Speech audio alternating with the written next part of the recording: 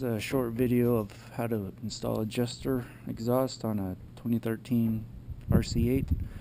You have to remove both your side fairings on both sides, on the right side here. After you get them off, there's a bolt that'll be down here that you'll need to take out. And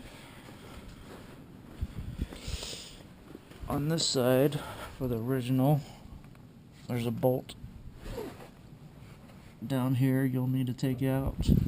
One back here you're going to need to take out and pry it down. It is pretty heavy, so don't smash your fingers when it falls.